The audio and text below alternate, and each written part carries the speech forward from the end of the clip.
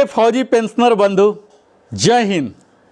आज स्पर्श के माइग्रेशन के कारण जो भूचाल हुआ है, हम सब पीड़ित जैसे महसूस कर रहे हैं। लग रहा है कि कहीं न कहीं कुछ छल प्रपंच हमारे साथ हुआ है। अब यह जो हुआ सो तो हुआ। पहले बैंक से आता था, हमारे वीडियो में अधिकतम लोग यही लिखते हैं कि पहले बैंक से था, कितना बेहतर था। पर अब जो निर्णय हो चुका है, इस निर्णय को शायद रिवर्ट करना हम सबों के बस की बात नहीं है। पर हम सबों के बस की बात यही है जो मैं सदैव कहते रहा हूँ, डिजिटल लिटरेसी को थोड़ा बढ़ाना। यानी कि हम सब जो युवा हैं यह तो सीख ही सकते हैं, और हमारे ऊपर ही जो युवा फौजी पेंशनर हैं उन पर ही जिम्मेवारी होती है। अपने जो बुजुर्ग सदस्य हैं या तो उनके बदले कर दें या उन्हें भी सिखाएं। इसी दिशा में इस मुहिम को लिविंग हैप्पीली में हमने यह स्पर्श की श्रृंखला प्रारंभ की थी, और आज इस स्पर्श की श्रृंखला में सैकड़ा से ज़्यादा वीडियो हमने डाल दिया है भिन्न भिन्न बिंदुओं पर आज भी मैं देखता हूँ कमेंट में फिर वही सारे, और हर लोगों को मैं प्रयास तो करता ही हूँ, पर मुझे यह पता लगता है कि कई बुनियादी सवाल हैं जो हमारे फौजी पेंशनर अभी भी नहीं समझ पा रहे हैं, नहीं कर पा रहे हैं। तो उन्हीं सवालों का जिस्ट लेकर, क्रक्स को लेकर मैं यहाँ कुछ प्रमुख उनके सवाल जो हमें करते रहते हैं कमेंट के द्वारा या अदरवाइज फ़ोन करके, उन्हें मैं यहाँ कवर करना चाहूँगा। तो सबसे पहले तो यह बता दूँ कि आपका माइग्रेशन हुआ या नहीं, यह कन्फर्मेशन, चूँकि आप फौजी पेंशनर हैं तो या तो हो चुका होगा या तो होना बाकी है। मैं स्क्रीन के द्वारा भी बाकी वीडियो में मैं दिखाते रहा हूँ, आप मेरा वीडियो देख लीजिएगा। अगर माइग्रेशन हुआ या नहीं पता ही नहीं है तो पीसीडीए का जो ऑफिशियल वेबसाइट है, होम पेज में ही जाइए और राइट कॉर्नर में देखिए माइग्रेशन स्टेटस चेकिंग के लिए है। माइग्रेशन स्टेटस चेक करने के लिए वहाँ क्लिक कीजिए और वहाँ 4 ड्रॉप डाउन आएगा। वहाँ 4 चीज़ में से कोई भी एक चीज़ आपको सप्लाई करना है। तो मुझे लगता है बैंक अकाउंट नंबर बड़ा ही सरलतम है, आपके सर्विस नंबर, पीए नंबर वो बड़ा ही सरलतम है, आपका पुराना पीपीओ नंबर है अगर याद है तो वह डाल सकते हैं, ईपीपीओ नहीं तो आप फिर स्पर्श पीपीओ अगर आ चुका है, जो कि आप माइग्रेशन खोज रहे हैं तो स्पर्श पीपीओ तो होगा ही नहीं। तो इन 4 ड्रॉप डाउन में से 3 तो बड़ा ही आसान है, और एक बैंक अकाउंट नंबर तो बड़ा ही आसान है। दूसरा सर्विस नंबर जो है, चेक सफिक्स को बिना स्पेस, बिना डैश के आप दे सकते हैं। तो इस तरह से आप माइग्रेशन चेक कर लीजिए। जब माइग्रेट हो चुके हैं तो वहाँ स्पर्श पीपीओ नंबर आपको दिखेगा।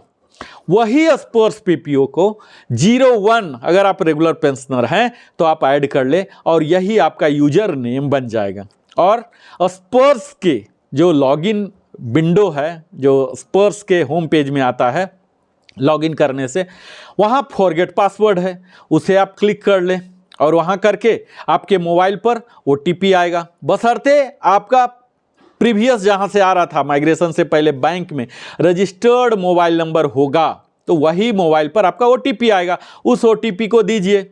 आपको अगले बार एक पासवर्ड आ जाएगा क्लटर नंबर की तरह, वह पासवर्ड आप डाल के लॉगिन कर सकते हैं। जब लॉगिन होगा, जैसे ही सक्सेसफुल लॉगिन आपको वेलकम किया जाएगा, वहाँ पहला प्रॉम्प्ट यही होता कि चेंज द पासवर्ड, यानी कि ओल्ड पासवर्ड में जो आपको एसएमएस में आया था, एसएमएस में जो पासवर्ड आए हैं वो डालिए, और उसके बाद 2 स्ट्रॉन्ग पासवर्ड आप खुद क्रिएट कर, जो कि अल्फा न्यूमरिक पासवर्ड होना चाहिए, अल्फ़ाबेट्स, नंबर और सिंबल्स, ये तीनों का कॉम्बिनेशन होना चाहिए। मिनिमम 8 लेटर आप जरूर इस्तेमाल करें। तो इस तरह से आप कर सकते हैं।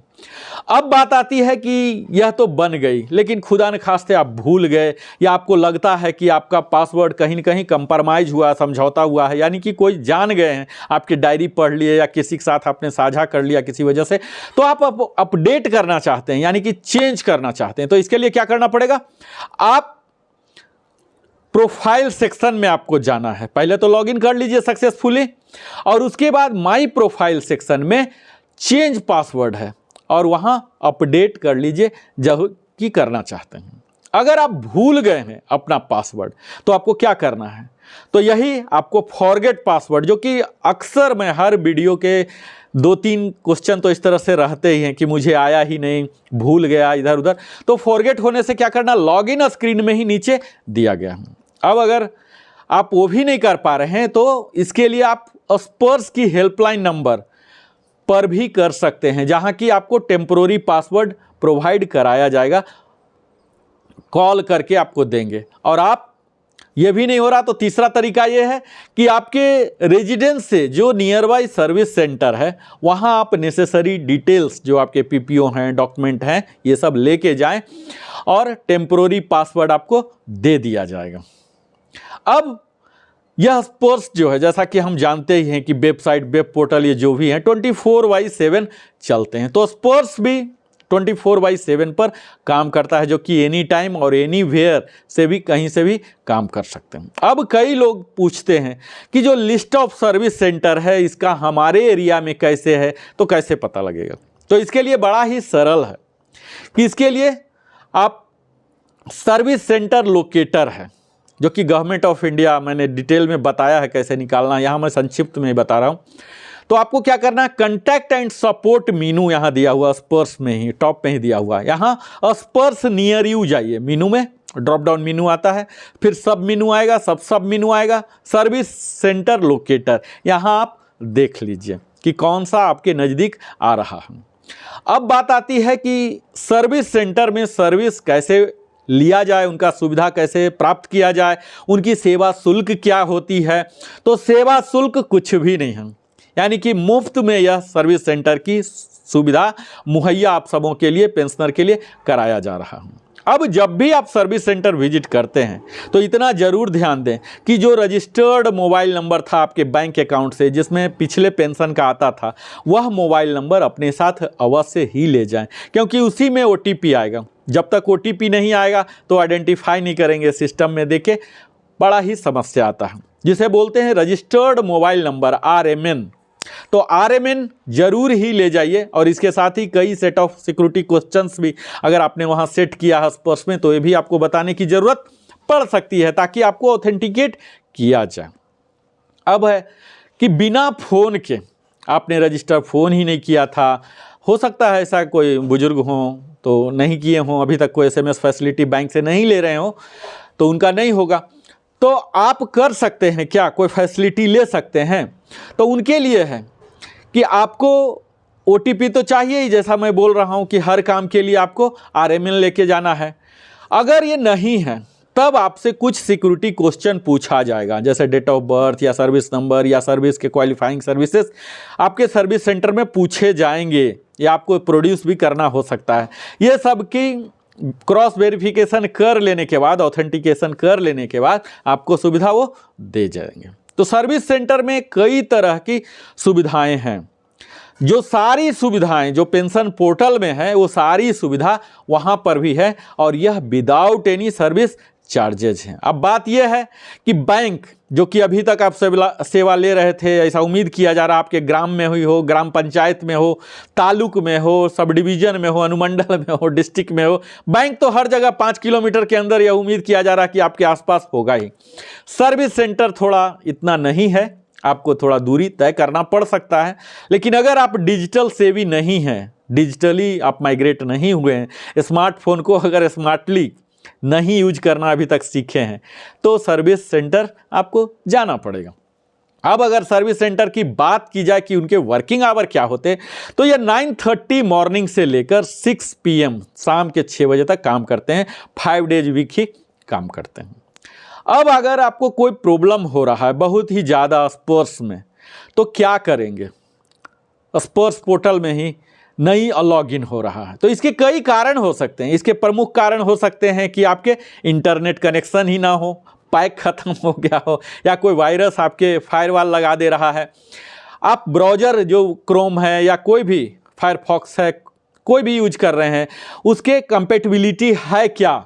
अक्सर सब में है ही, लेकिन अगर कोई ऐसा ब्राउज़र यूज कर रहे हो उसका कंपेटिबिलिटी नहीं हो, तो यह भी इशू हो सकता है। तो अल्टरनेटली आप स्पर्स के हेल्पलाइन या नियरेस्ट सर्विस सेंटर में जा सकते हैं जहां की वो सारी सुविधा मुहैया कराई जाएगी।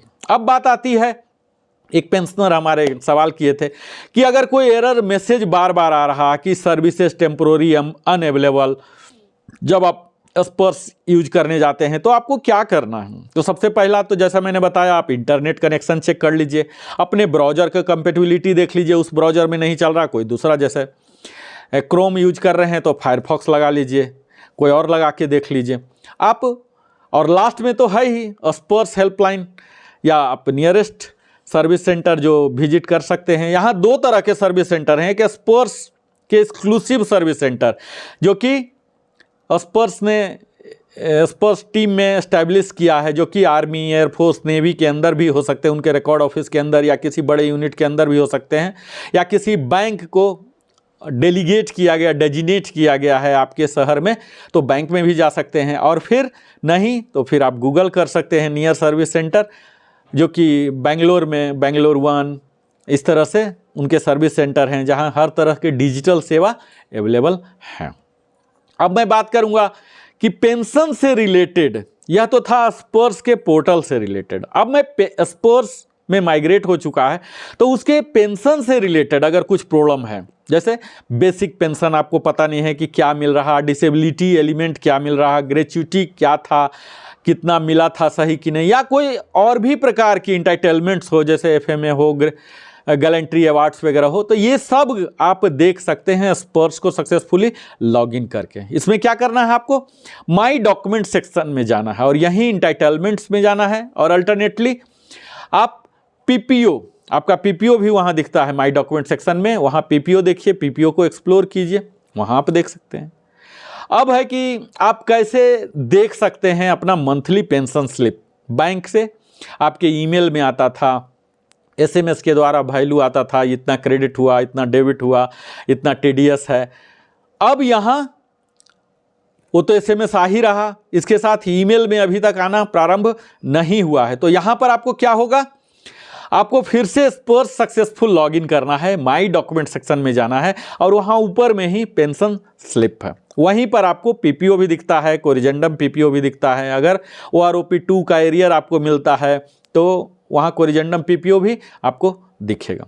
तो आपको पीपीओ कैसे डाउनलोड कर सकते हैं, तो ये भी वहीं पर माई डॉक्यूमेंट सेक्शन में ही है, पेंशन स्लिप के बगल में ही। तो आप एक बार, मैं आप सबों से यही आग्रह करूंगा कि स्पर्श का अगर आईडी आ चुका है, पासवर्ड यूज करके, चाहे फॉरगेट से क्रैक करके या अदरवाइज, आप एक बार जरूर उसके सारे मीनू को एक्सप्लोर करें और वहाँ से पेंशन स्लिप आप लें, पीपीओ लें, हो सके तो आप उसे प्रिंट करके एक बार जरूर रख लें, और बैंक से पहले आ रहा था उन दोनों से कंपेयर करें कि सारे डाटा, चाहे वो पर्सनल डाटा हो, सर्विस डाटा हो, फाइनेंशियल डाटा हो, ग्रेच्युटी कम्यूटेशन की डाटा हो, या फैमिली डिटेल्स हो, ये सब डाटा हो, या पेंशन की जो फाइनेंशियल डाटा, ये सब सेम है कि नहीं। अगर कुछ कमियां हैं तो इन्हें आप ग्रेवियंसेस में दे सकते हैं। अब आपको करेंट और प्रीवियस रेट, डीआर जो हैं, डियरनेस रिलीफ जो पेंशनर को मिलते हैं, सर्विस वाले को डीए मिलते हैं, तो डीआर एप्लीकेबल है, ये कैसे पता लगेगा।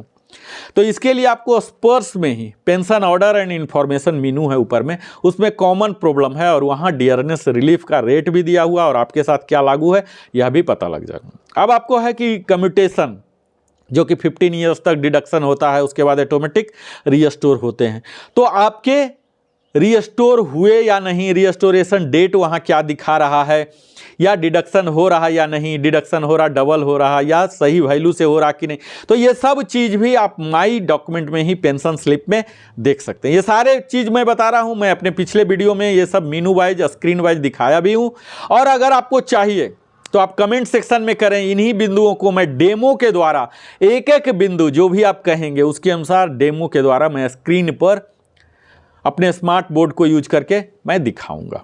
अब आपको बताता हूं कि डेट ऑफ रीस्टोरेशन जो कम्यूटेशन के बाद है, अगर वो गलत है, गलत दिखा रहा है, यानी कि अगले 5 साल में ही होना था और वो अभी से लेके 15 साल तक दिखा रहा, या खत्म हो जाना था आज महीना 2 महीना के अंदर और खत्म नहीं हुआ और फ्यूचर के डेट को दिखा रहा, तो आपको क्या करना है, तो आप इसे भी पहले तो देख लीजिए कि माई डॉक्यूमेंट इंटाइटलमेंट्स में है या फिर पीपीओ में, माई डॉक्यूमेंट पीपीओ में भी दिख जाता है। अगर गलती है तो ग्रेवियंसेस में डालिए।